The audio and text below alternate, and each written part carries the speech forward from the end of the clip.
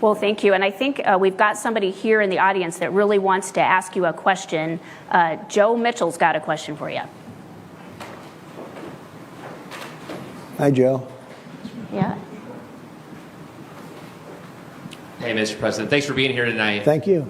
Clearly, it's no secret that our country is in chaos. The world is in chaos. What happened with Yemen and the missile strikes the last few days, Ukraine, Palestine. We don't even know where the Secretary of Defense is right now. Are we on the brink of World War III? I think we're the closest that we've ever been. And, you know, Joe, this won't be a regular war. This is not going to be, as I say, army tanks running back and forth, shooting each other. These are weapons of mass destruction, the likes of which nobody's ever seen. I've seen them. And this is obliteration. This is not a world war like we are used to. World War I, World War II were terrible, horrible. This is so much bigger than that. This is, you know, like annihilation. And we have people that can't put two sentences together. Our president can't speak. He can't speak a full sentence. And he's negotiating with Putin, and he's negotiating with President Xi of China, who's very tough and very smart. You know, I say that, and the media says, oh, you called him smart. Yeah, he's smart. He's very smart. He controls 1.4 billion people with an iron fist. I'd say that's smart. And he's a guy who loves China. And these are people that love their country, or certainly whether they love their country or not, they want to make their country great again, right? Like we're doing. We were doing things at this country that nobody's ever seen. Then COVID came in. We did a great job with that, but never got the respect for the job we did with COVID. Nobody knew what it was. All over the world, it was ripping countries apart. The damage China did, and I always said it came from Wuhan, and it did. It came from Wuhan, and it was the damage done to this world. $61 trillion, they figure. That's more than China has. That's more than everybody has put together. $61 trillion in damage. I don't know if you've ever heard that number, but that's, wow. And it's probably a relatively accurate number. They really put the world back many, many years, what they've done.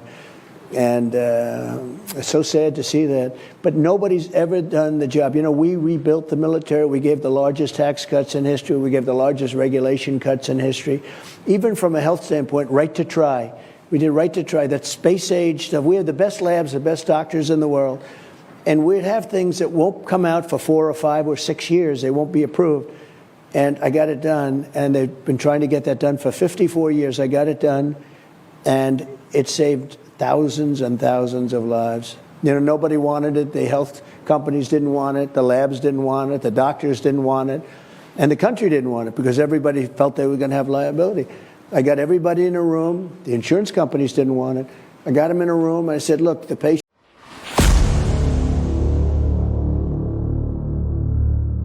World War III has never been closer than it is right now.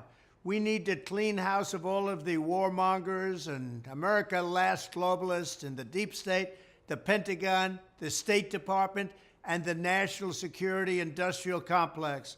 One of the reasons I was the only president in generations who didn't start a war is that I was the only president who rejected the catastrophic advice of many of Washington's generals, bureaucrats, and the so-called diplomats who only know how to get us into conflict, but they don't know how to get us out.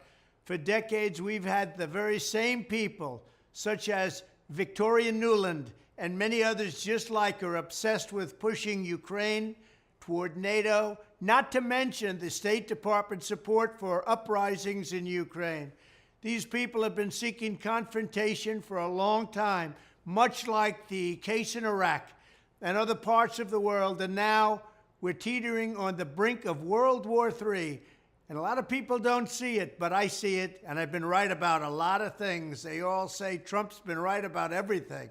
None of this excuses in any way the outrageous and horrible invasion of Ukraine 1 year ago, which would have never happened if I was your president, not even a little chance. But it does mean that here in America, we need to get rid of the corrupt globalist establishment that has botched every major foreign policy decision for decades, and that includes President Biden, whose own people said he's never made a good decision when it comes to looking at other countries and looking at wars. We have to replace them with people who support American interests. Over our 4 years in the White House, we made incredible progress in putting the America Last contingent aside and bringing the world to peace. And now we're going to complete the mission. The State Department, Pentagon, and national security establishment will be a very different place by the end of my administration. In fact, just into my administration, it'll be a very different place, and it'll get things done, just like I did 4 years ago. We never had it so good. We'll also stop the lobbyists and the big defense contractors from going in and pushing our senior military and national security officials toward conflict, only to reward them when they retire with lucrative jobs, getting paid millions and millions of dollars. Take a look at the globalist warmonger donors backing our opponents. That's because they're candidates of war. I am the president who delivers peace, and it's peace through strength. There was a reason we had no conflict. There was a reason we didn't get into wars, because other countries respected us. I entirely built, all right from the beginning, rebuilt our military. It's a big reason for that. They didn't want to mess around with the United States, and now they're laughing at us. We could end the Ukraine conflict in 24 hours with the right leadership. At the end of my next 4 years, the warmongers and frauds and failures of the senior ranks of our government will all be gone, and we will have a new group of competent national security officials who believe in defending America's vital interests above all else.